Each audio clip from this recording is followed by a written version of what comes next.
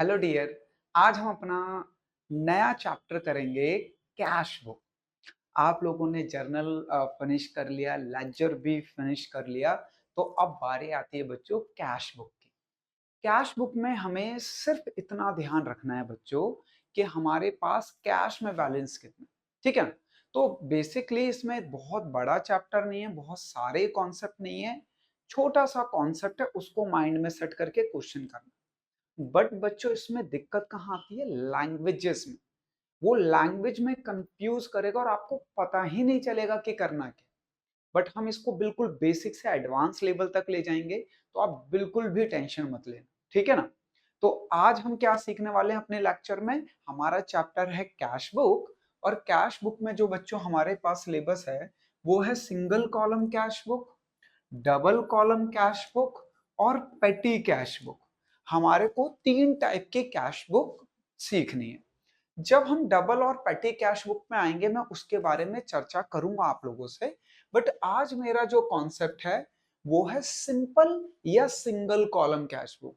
बच्चों इसे सिंपल या सिंगल कॉलम कैश बुक कहा जाता है, ठीक है। तो आज हम सिर्फ और सिर्फ, आप कह सकते हो सिंगल कॉलम या कह सकते हो सिंपल कॉलम, हम सिर्फ उसकी बात करने वाले हैं, ठीक है।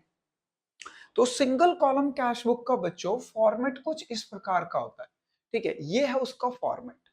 सबसे पहले आता है उसमें डेट, फिर आता है पर्टिकुलर, फिर आता है वाउचर नंबर। हालांकि इस वाउचर नंबर में हमें कुछ लिखना नहीं होता, बस रिक्वायरमेंट है तो बनाना होता है और कुछ नहीं। फिर आता है रुपीस, फिर आता है डेट, फिर पर्टिकुलर, फिर वीएन, फिर रुपीस। आप चाहो तो वाउचर नंबर ना भी बनाओ, कोई दिक्कत नहीं, ठीक है ना। अब बच्चों इसमें एक समझने वाली चीज है, देखो ये यहां से लेकर यहां तक, ठीक है। फिर डेट स्टार्ट हो रहा है एंड देन यहां से लेकर यहां तक, ये दो साइड है, ठीक है। ये मेरी रिसीट साइड है, ये मेरी रिसीट साइड है, एंड ये मेरी पेमेंट साइड है बच्चों। आप ऐसा प्यारा सा फॉर्मेट बना लीजिएगा, ठीक है अभी। अच्छा, रिसीट साइड में क्या है? अगर हमारे बिजनेस में पैसा आ रहा है तो who are you? I am the business. अगर हमारे बिजनेस में बच्चों कैश आ रहा है, I am talking about the cash. Cash पता है ना आपको मैं किसकी बात कर रहा हूं? बच्चों कैश का मतलब होता है इन पैसों से, ठीक है। कैश का मतलब होता है ये जो अमाउंट है, ठीक है ना। हालांकि मेरे पास छोटा नोट है अभी, तो मैंने वही दिखाया है, ठीक है। तो कैश का मतलब इससे है, ठीक है। तो याद रखना, अगर हमारे पास कैश में पैसा आ रहा है तो हम रिसीट साइड लिखेंगे, अगर जा रहा है तो payment side, and that is the receipt side then payment. अच्छा, अब यहाँ पे हम टू लगा के लिखेंगे सोर्स का नाम। सोर्स, जिस डेट को आ रहा है पैसा वो डेट लिखेंगे, ठीक है, वट एवर जो भी डेट हो, और जो अमाउंट आ रहा है वो अमाउंट लिखेंगे, और टू लगा के सोर्स का नाम। सोर्स मतलब रीजन क्या है, हमारे पास पैसा आया है तो कहां से आया है, वो सोर्स, वो रीजन। ऐसी सेम बच्चों डेट वाले कॉलम में हम डेट लिखेंगे, बाय लगा के सोर्स का नाम, जिस वजह से हमारा पैसा जा रहा है, because of that is the payment side, ठीक है। वाउचर नंबर हमें कुछ लिखना नहीं है, और जो अमाउंट जा रहा है वो। तो बिल्कुल सिंपल सिंपल सा है, क्योंकि इसका नाम ही सिंपल कैश बुक है तो हो गई सिंपल। अच्छा, इसमें दो चीजें याद रखना बच्चों, एक एंड दो, बस। बस दो चीजें याद रखना। पहला, कि हम कैश बुक में क्रेडिट ट्रांजैक्शंस को नहीं लिखते, क्रेडिट ट्रांजैक्शन। क्योंकि भैया देखो हम क्या बना रहे हैं मेरे हीरे बच्चों, हम कैश बुक ही तो बना रहे हैं, और कैश बुक में हमें क्या रिकॉर्ड करना है? जो हमारे पास पैसा आ रहा है या पैसा जा रहा है, दैट्स इट, ठीक है ना। तो क्रेडिट ट्रांजैक्शन में ना तो पैसा आता है ना तो जाता है, तो हम उसको रिकॉर्ड नहीं कर सकते। सेकंड थिंग, अगर हमारा बच्चों बैंक में पैसा आ रहा है या बैंक से जा रहा है, ठीक है, कहां से? बैंक से, तो याद रखना बैंक ट्रांजेक्शन्स भी रिकॉर्ड नहीं होगी, क्योंकि उसने हमारे कैश पे कोई इंपैक्ट नहीं मारा। जैसे मान लीजिए आपके पॉकेट में 100 रुपीज है, और वो 100 रुपीज आपके पॉकेट में, तो मैं आपसे पूछता हूँ बताओ आपके पॉकेट में कितने रुपए हैं, तो आप कहोगे सर मेरे पॉकेट में तो 100 रुपीज है, ठीक है। अब बच्चों मान लो आप एक शॉप पे गए और उससे आपने कुछ सामान लिया, उसने कहा भाई मेरे पास चेंज नहीं है, खुले पैसे नहीं है, आप पेटीएम कर दो या यूपीआई कर दो, ठीक है। तो आपने उसे पेटीएम कर दिया।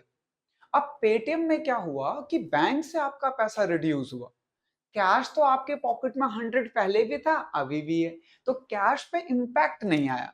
इसलिए बच्चों हम बैंक ट्रांजैक्शन को कैश बुक में नहीं लिखते हैं। कौन सी कैश बुक की बात हो रही है आज बच्चों? सिंपल या सिंगल कॉलम की, ठीक है ना? तो रेडी हो आप लोग? एक क्वेश्चन करते हैं, क्लैरिटी हो गई? मोटा मोटा है बच्चों, ये रिसीट साइड है, ये पेमेंट साइड है। क्रेडिट ट्रांजैक्शन को रिकॉर्ड नहीं करेंगे सिंगल कॉलम कैश बुक में, और बैंक ट्रांजैक्शन को, ठीक है? अब हम एक क्वेश्चन करते हैं तो आपकी और क्लैरिटी बढ़ जाएगी। चलो, हाँ, जैसे जैसे हम क्वेश्चन करेंगे ना बच्चों, आपको लैंग्वेज डील करनी आती जाएगी। ये डिपेंड करता है प्रैक्टिस पे। फॉर्मेट रिक्वायरमेंट्स मैंने आपको बता दी है। तो हम ये वाला क्वेश्चन करने वाले हैं, आप लोग बिल्कुल ध्यान से समझना, ठीक है? देखो बच्चों क्या कह रहे हैं, prepare single column cash book from the following transactions. हमें ये ट्रांजेक्शन्स दे रखी है, इससे हमें सिंगल कॉलम कैश बुक बनाना। 2026 अप्रैल की ट्रांजेक्शन है बच्चों। Ram commences business with capital ₹50,000। बच्चों जो ऑनर है बिजनेस का राम, उसने बिजनेस में ₹50,000 इंट्रोड्यूस करे हैं, ठीक है ना? तो आप अपने हु आर यू, आपको पता ही, मैंने सारा सिखा रखा है। तो you are the business, I am the owner. अगर ऑनर बिजनेस में पैसे लगा रहा है तो बताइए आपके पास पैसा आया या गया? आपके पास रिसीट हुई या पेमेंट हुई? क्लियर है? अगर मैं ऑनर हूं, आप बिजनेस, और मैंने बिजनेस में पैसे लगा दिए, तो बिजनेस के पास तो पैसे आए हैं ना। तो बच्चों हम इस साइड लिखेंगे, हम ईयर को कॉमन ले लेंगे, ठीक है बच्चों? हम ईयर को क्या ले लेंगे? कॉमन ले लेंगे, ठीक है? और हमारी जो मंथ है उसे भी कॉमन ले लेंगे। अब पैसा आया है, सोर्स है कैपिटल, यहाँ पे हम लिखेंगे वो सोर्स जिसके वजह से हमारे पास पैसा आया। तो हमारा सोर्स क्या था? कैपिटल। कितने रुपीज आए बच्चों? 50,000। तो रिसीट साइड में, आपको पता है ये रिसीट साइड है, ठीक है? चलिए नेक्स्ट पढ़ो। कह रहा है परचेज गुड्स फॉर ₹5,000। अब मुझे बताओ, जब आप गुड्स परचेस करोगे तो पैसा आएगा या जाएगा? सिंपल, अगर आएगा तो इस साइड, जाएगा तो पेमेंट साइड, है ना? तो आपको पता है गुड्स परचेस करेंगे तो क्या होगा, ये लीजिए। तो हम ईयर को कॉमन ले लेते हैं, 2026 मंथ को कॉमन ले लेते हैं, और डेट लिखते रहेंगे बस। अब हमने ये कॉमन ले लिया, अब हम यहाँ पे डेट लिखते रहेंगे बस इस साइड में बच्चों, ठीक है ना? ये लीजिए। तो किसकी वजह से पैसा आए? परचेज। कितने रुपए आए हैं बच्चों? कितने गए हैं? 5,000 रुपए। याद रखना बच्चों, हम गुड्स अगर परचेस कर रहे हैं तो सोर्स यूज होगा परचेस, और अगर गुड्स सेल कर रहे हैं, ठीक है, अगर हम बच्चों गुड्स को परचेस कर रहे हैं या बाय कर रहे हैं तो सोर्स यूज होता है परचेज। ये आपने जर्नल में भी सीख रखा है। हाँ हाँ, मुझे याद आ गया, आपने जर्नल में भी सीख रहा है, कोई दिक्कत नहीं है।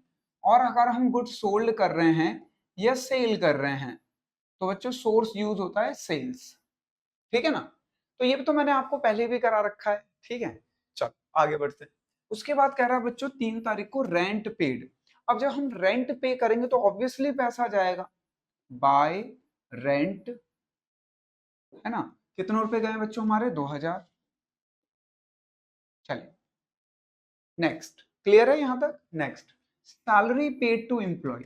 यार हम जब सैलरी पे करेंगे एम्प्लॉय को तो पैसा आएगा या जाएगा? ऑब्वियसली जाएगा। ये लीजिए, बाय सैलरी, सोर्स का नाम क्या बच्चों? बाय लगा के सोर्स का नाम, सोर्स का नाम है सैलरी। हाँ जी, कितने रुपए पे किया हमने सैलरी? 3,000। क्लियर है? चल नेक्स्ट, परचेज फर्नीचर। बच्चों आपने फर्नीचर परचेज किया है, बताओ पैसा आएगा या जाएगा? जाएगा। वेरी गुड मेरे हीरे बच्चों, बाय फर्नीचर। हाँ, कितने का परचेज किया? 15,000। ये लीजिए। चलिए नेक्स्ट, उसके बाद कह रहा है बच्चों सोल्ड गुड्स फॉर ₹20,000। हमने गुड्स सोल्ड किए हैं बच्चों, तो पैसा आएगा या जाएगा? ऑब्वियसली आएगा। ये लीजिए, 7 को 6 टू सेल्स। मैंने कहा था ना, अगर हम गुड्स परचेस कर रहे हैं तो परचेस, सेल कर रहे हैं तो सेल्स, सोर्स यूज होता है। तो बच्चों हमारा कितना कैश आया? 20,000। चलो वेरी गुड, क्लियर है? नेक्स्ट बच्चों, परचेज रेडियो। अच्छा हम रेडियो परचेस करेंगे तो पैसा आएगा या जाएगा? ऑब्वियसली जाएगा। ये लीजिए, बाय रेडियो, सोर्स है रेडियो। कितने रुपए का रेडियो परचेस किया? 500 का। ये लीजिए, क्लियर। चलो, उसके बाद बच्चों क्या रहा है, कैरेज पेड। जब हम कैरेज पे करेंगे तो पैसा ऑब्वियसली जाएगा। ये लीजिए, बाय कैरेज। हाँ जी बच्चों, कितने रुपए कैरेज पे क्या है, 3000। चलिए नेक्स्ट। उसके बाद कह रहे हैं बच्चों परचेज मशीनरी। तो मशीनरी भी परचेज करेंगे तो पैसा जाएगा। Very good. 9 को बच्चों बाय मशीनरी। हाँ जी, कितने रुपए पे किए हैं बच्चों, मशीनरी के 10,000। चलिए नेक्स्ट। कह रहा है इलेक्ट्रिसिटी बिल पेड। अरे भाई, इलेक्ट्रिसिटी बिल पे करोगे तब भी पैसा जाएगा। ये लीजिए, बाय इलेक्ट्रिसिटी।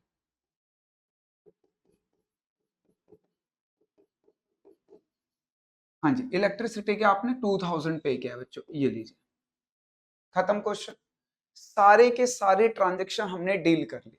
अब एक छोटा सा काम करना है आपको, कुछ भी नहीं, सिंपल सा। आप बच्चों रफ में आ जाओ और रिसीट साइड का टोटल कर लो और पेमेंट साइड का। ठीक है, कैश का कितना पैसा आया है, कितना पैसा गया है, कितना पैसा आया है, कितना पैसा गया है, इसका आप टोटल कर लो रफ में। जब कब करना है ये, जब हमारी सारी ट्रांजेक्शन्स हो जाए। ठीक है ना। चलो देखो, अब देखो 50 और 20, तो आए तो हमारे पास 70 है बिजनेस में। कितने रुपए आए हैं बच्चों, 70। अच्छा, गए कितने हैं, तो इसे टोटल कर लेते हैं। देखो 5, ठीक है, 2, 3, उसके बाद है बच्चों 15, उसके बाद है बच्चों 500, फिर है 3000, फिर है बच्चों 10,000। ऐसे बिल्कुल बच्चों की तरह करना है, कोई जल्दबाजी नहीं करनी। छोटी सी गलती होगी, हमारा पूरा क्वेश्चन सही होते हुए हमें नंबर कम मिलेंगे। ठीक है, उसके बाद बच्चों 2000। ये लीजिए। तो बच्चों हमारे पास कैश में आए कितने हैं रुपए, 70। और गए कितने हैं, आउटफ्लो कितने का हुआ है वो देख लेते हैं। तो देखो बच्चों, ये तो आ गया पूरा 0, ये भी 0, ये 5, और 5 और 2 7 3 10 10 5 15 15 और 3 18 18 20 का 0 कैरी गया 2, कैरी गया 2, 2 और 2 4। तो बच्चों हमारे पास कैश में आया है 70,000 एंड गया है बच्चों 40,000। तो मुझे बताइए हमारे पास बच्चों कैश का इनफ्लो ज्यादा हुआ है या आउटफ्लो, यानी पैसा आया ज्यादा है या गया ज्यादा है। ठीक है, ये आपको बताना है। क्लियर है, अच्छे से समझ आया। तो ऑब्वियसली हमारे पास पैसा ज्यादा आया है, तो बच्चों हमारे पास पैसे बचे होंगे।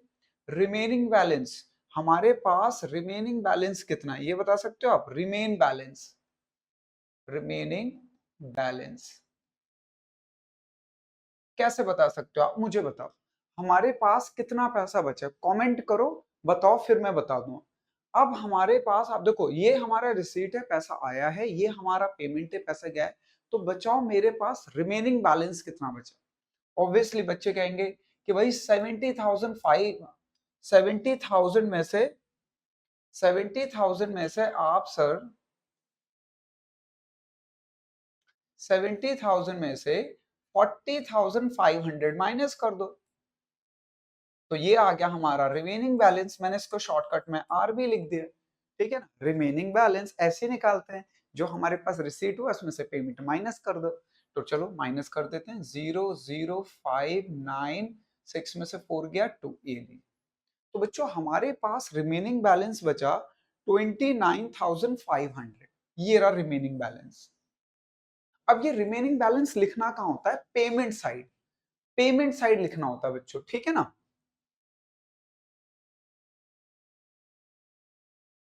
कहाँ लिखना होता है बच्चों, पेमेंट साइड लिखना होता है। तो ये लीजिए लास्ट में, बाय बैलेंस, थोड़ी जगह की कमी है बच्चों, will manage balance, balance CD. ठीक है ना, क्या लिखना होता है, बैलेंस सीडी। अच्छा, अब ये जो रिमेनिंग बैलेंस बचा है इसे लिखना है। तो ये आ गया बच्चों हमारा 29,500, 29,500। और आप दोनों तरफ टोटल कर दोगे 70,000 और 70,000। ठीक है ना। तो हमारा ये आंसर है बच्चों, जो हमारा 29,500 आया, दैट इज आवर आंसर। तो ध्यान रखना बच्चों, आप लोगों को इसी तरीके से करना है क्वेश्चन, ठीक है ना। तो मैं हट रहा हूं बच्चों, आप जल्दी से इसे एक बार पॉज करके लिख लीजिए, फिर हम आगे बढ़ते हैं।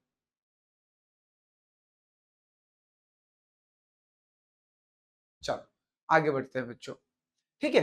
तो थोड़ी सी क्लैरिटी हो गई होगी बच्चों आप लोगों को। तो एक और क्वेश्चन करते हैं और क्लैरिटी आ जाएगी। ये लीजिए, अब इस वाले क्वेश्चन को करते हैं बच्चों, आप लोगों की क्लैरिटी और बढ़ जाएगी। चलो देखो क्या कह रहा है पहले क्वेश्चन। कह रहा है prepare single column cash book from the following transaction. देखो आप लोगों को आता है बनाना, ऐसी बात नहीं है, आप तो सीख चुके हो। तो सिंपल सा फॉर्मूला है हमारे पास, उसी को फॉलो करना है, ठीक है। चलो, तो क्या कह रहा है, Mahesh commences business with capital ₹1,20,000। तो बच्चों हमें 2026 को कॉमन लेना है, जून मंथ को कॉमन लेना है, 2026 को कॉमन लेना है, जून मंथ को कॉमन लेना है। अब हम डेट लिखते जाएंगे बस। लो, तो महेश ने बिजनेस स्टार्ट किया तो बिजनेस में पैसा आएगा। टू सोर्स का नाम होगा जो कैपिटल, कितने रुपए लगाए हैं, ₹1,20,000। ये लीजिए, ठीक है, क्लियर है। अच्छा, उसके बाद कह रहा है बच्चों परचेज प्लांट फॉर ₹20,000। एक बात बताओ, जब आप प्लांट परचेज करोगे तो पैसा आएगा या जाएगा? ऑब्वियसली जाएगा। ये लीजिए, टू को बाय प्लांट, कितने रुपए का खरीदा है बच्चों, 20,000। ये लीजिए, क्लियर है, कोई दिक्कत तो नहीं। नेक्स्ट क्या है बच्चों, कह रहा परचेज गुड्स फॉर ₹10,000। जब आप गुड्स खरीदोगे ऑब्वियसली पैसा जाएगा, और गुड्स के लिए तो हम क्या यूज करते हैं, परचेज अकाउंट। ये लीजिए, परचेज, कितने रुपए के गुड्स परचेज किए बच्चों आपने, 10,000 के। ये लीजिए 10,000, ठीक है, क्लियर। चलिए नेक्स्ट, उसके बाद कह रहा है बच्चों purchase goods for ₹5,000 from Rahul. अब देखो, यहाँ पे आप लोगों को याद होगा पुरानी बात जर्नल वाली। अगर जर्नल वाली याद नहीं भी है तो मैं बता देता हूँ। अगर बच्चों हम कुछ परचेज कर रहे हो या सेल, कुछ भी परचेज, ठीक है, चाहे हम एसेट्स परचेज कर रहे हो या गुड्स परचेज कर रहे हो, हम एसेट सेल कर रहे हो या गुड्स सेल कर रहे हो, कुछ भी, और वहां पे किसी का नाम आ जाए, ठीक है, जैसे यहाँ पे आ गया राहुल, मुकुल, ठीक है, सोनू, मोनू, किसी का भी नाम आ जाए, अगर हमारे ट्रांजेक्शन्स परचेज या सेल के, फर्स्ट ऑफ ऑल पहली कंडीशन, ट्रांजेक्शन या तो परचेज की होनी चाहिए या तो सेल की होनी चाहिए, और वहां किसी का नाम आ रहा है, तो समझ जाना वो क्रेडिट ट्रांजेक्शन। क्या है वो, क्रेडिट ट्रांजेक्शन, ठीक है। जैसे example, sold machinery for rupees 5,000 to Dinesh, ठीक है। अब आप क्या क्या कहोगे, देखो सेल हो रहा है कुछ, क्या हो रहा है, मशीनरी, उससे फर्क नहीं पड़ता, परचेज या सेल की ट्रांजेक्शन होनी चाहिए, तो सेल की है और नाम आ रहा है, तो ये ट्रांजैक्शन क्रेडिट ट्रांजैक्शन है, हम इसको कैश बुक में रिकॉर्ड नहीं करेंगे, ठीक है। तो आप लोगों को मैंने क्रेडिट ट्रांजैक्शन, या तो क्रेडिट बोल दे वो, अगर क्रेडिट नहीं बोल रहा तो नाम आ रहा हो, पर ट्रांजैक्शन किसकी होनी चाहिए, या तो परचेज की या तो सेल की, ठीक है ना, क्लियर। तो इस ट्रांजैक्शन को हम कर देंगे इग्नोर, फोर को हम कर देंगे इग्नोर, ये क्रेडिट ट्रांजैक्शन, ठीक है। मैंने कहा था ना कैश बुक में क्रेडिट ट्रांजेक्शन को रिकॉर्ड नहीं करते हैं। चलो नेक्स्ट, रेंट रिसीव्ड। भाई रेंट रिसीव्ड होगा तो पैसा आएगा या जाएगा, ऑब्वियसली आएगा। तो ये लीजिए 5 को 5 को टू रेंट, कितने रुपए रिसीव्ड हुए बच्चों, 10,000, ठीक है। नेक्स्ट कमीशन रिसीव्ड, भाई कमीशन रिसीव्ड हुआ तो पैसा आएगा ही, टू कमीशन, सोर्स का नाम क्या है बच्चों, कमीशन, हमारे पास पैसा जिस वजह से आ रहा है वो वजह लिखनी होती है, सोर्स, ठीक है, कमीशन 5,000।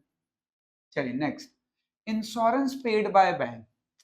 भाई हम तो कैश का बैलेंस मेंटेन कर रहे हैं, हम तो इसका बैलेंस मेंटेन कर रहे हैं, और पेमेंट कहां से कर दी हमने, बैंक से, तो ये ट्रांजैक्शन कहीं तो आएगी, पर हमारे कैश बुक में इग्नोर हो जाएगी, क्योंकि मैंने बताया था ना आपको, एक तो क्रेडिट ट्रांजैक्शन को इग्नोर करते हैं और बैंक ट्रांजैक्शंस को, चलो नेक्स्ट। उसके बाद बच्चों salary paid to employ, obviously हम सैलरी पे करेंगे तो पैसा जाएगा बाय सैलरी। हाँ जी, कितनी सैलरी पे करी हमने एम्प्लॉय को? 5000। ये लीजिए, बोलो कोई डाउट है? चलो नेक्स्ट। उसके बाद कह रहा है बच्चों ₹500 पेड फॉर पोस्टेज स्टैम्प।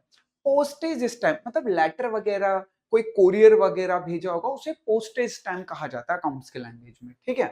तो पोस्टेज स्टैम्प हमने पे किया तो पैसा जाएगा by postage stamp and stamp. हाँ जी, कितने रुपए पे किए हैं बच्चों पोस्टेज स्टैम्प के? 500। ये लीजिए, ठीक है।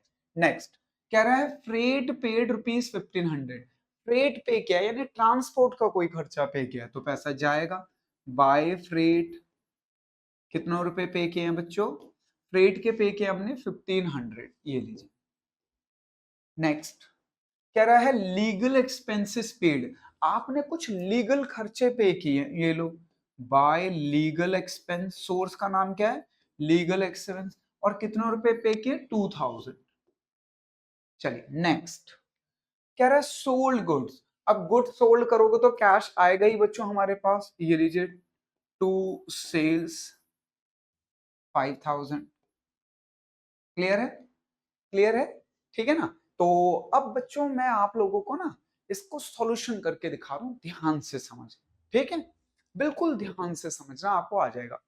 अब हमारी जब सारे ट्रांजेक्शन्स खत्म हो जाती हैं तो हम रफ में बच्चों रिसिट साइड का टोटल कर लेते हैं और पेमेंट साइड का। रिसीट साइड का टोटल करते हो, पेमेंट साइड का, ठीक है। तो पहले रिसीट साइड का टोटल करते हैं। देखो 120 और 10, तो 120 10। बिल्कुल बच्चों की तरह, कोई जल्दबाजी नहीं करनी, हाँ बड़े ध्यान से। उसके बाद बच्चों कमीशन के 5, सेल्स के 5। कमीशन का 5 और सेल्स का 5। क्लियर? चलो उसके बाद अब इसको टोटल करेंगे। अब ऐसे बच्चों पेमेंट साइड का टोटल कर लो। देखो सबसे पहले 20,000 पे किए प्लांट के, फिर परचेज किया 10,000 का, फिर बच्चों 5,000 की सैलरी पे करी। बिल्कुल बच्चों की तरह टोटल करना, ज्यादा जल्दबाजी नहीं करनी, गलत हो जाता है क्वेश्चन नहीं तो। फिर 500, उसके बाद बच्चों 1500 फ्रेट के, और लास्ट में बच्चों 2000 लीगल एक्सपेंस के। टोटल कर लो। देखो रिसीट साइड का टोटल पहले करते हैं। 0, ठीक है, 0 एंड 0, 5 5 10 का 0 कैरी किया, 1 3 4 और 1।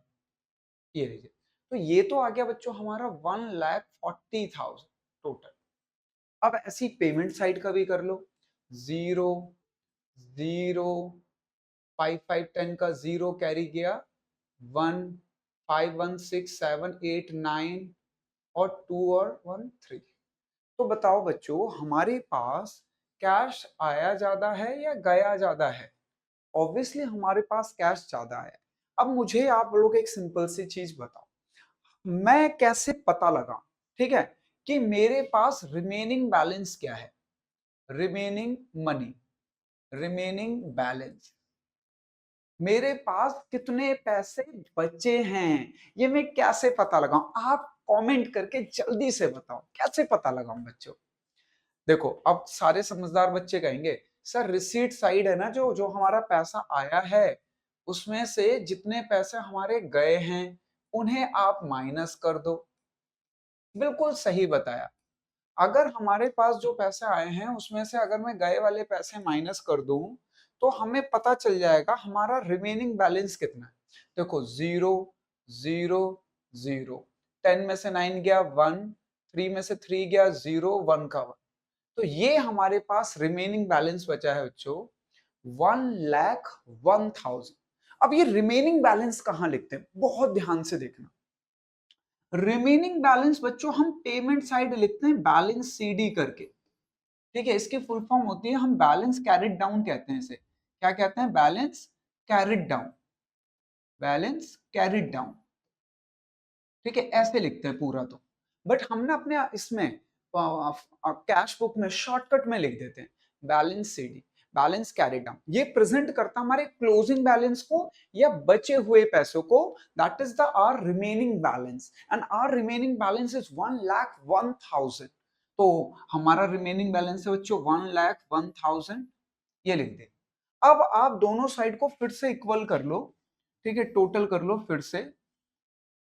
अब आप लोगों को कोई दिमाग नहीं लगाना, बिल्कुल सरल शब्दों में समझना। बताओ रिसीट साइड ज्यादा थी या पेमेंट? रिसीट साइड ज्यादा थी, दोनों साइड, दोनों साइड, रिसीट साइड भी पेमेंट साइड भी, जो वैल्यू ज्यादा है उसे लिख दो, वो अपने आप टैली हो जाएगा। ये लीजिए, तो आ गया 1,40,000 और इधर भी आ गया 1,40,000, ये लीजिए। अब आप टैली करेंगे तो 1,40,000 हो जाएगा। देखो ये ग्रीन वाला एंड पर्पल और जो ब्लू है हमारा, और हमारा रिमेनिंग बैलेंस, क्लोजिंग बैलेंस, इन सबको ऐड करोगे तो 1,40,000 आ जाएगा। ठीक है ना? तो ये है, आप पॉज करो, जल्दी से लिख लो, फिर आगे बढ़ते हैं बच्चों।